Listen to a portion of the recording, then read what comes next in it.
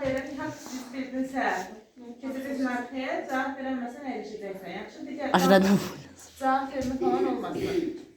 Yaxşı, birinci sualım var. Nihat, hansı növ orbitallar var? Bilmirik. Əyləş. Aysin, hansı növ orbitallar var? Birinci randısa keçərdi lan ya. Hansı var?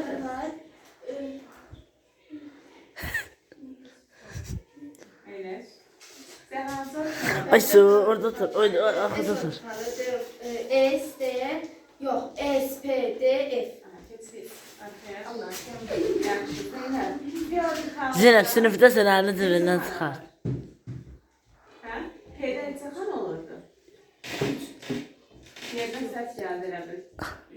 3-2 səhvəyə. Yerdən demir şaxar. Hamı dəqiq. Bir daha. Mendeleyev cədvəlinin ilk elementi hansıydı? Ne? Mendeleyev cədvəlinin ilk elementi hansıydı? Hidrojen. Hidrogen. Səhvəyə. Cədvəl.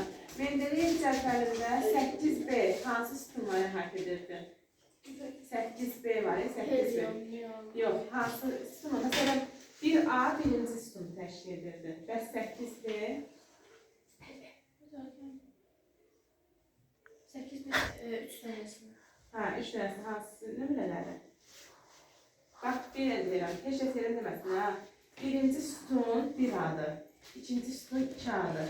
Sonra nə gəlir? Əvvəlcə denən, üçüncü sütun nə olur? 3B, 3B, 4B, 5B, 6B, 7B, 8B. 8B neçə saydı? 8, 9, 10. Yaxşı, sonra saydı 2 sıralı.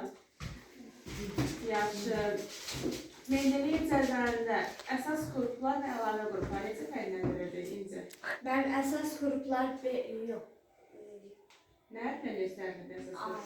A, Elave grupta B. B. Əsas qruplar hündür hissəli, yoxsa aşağı hissə?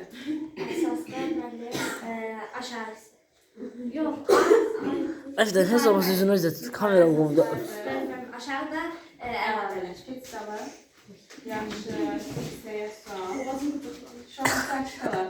Misal, Triadalar qanunun banisi kim olub və nədən yenilir? Triadalar qanununun banisi John Newell'da oluşdu.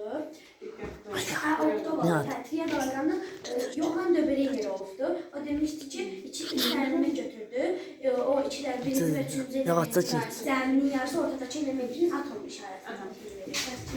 Yaxşı, sən. Ayşe.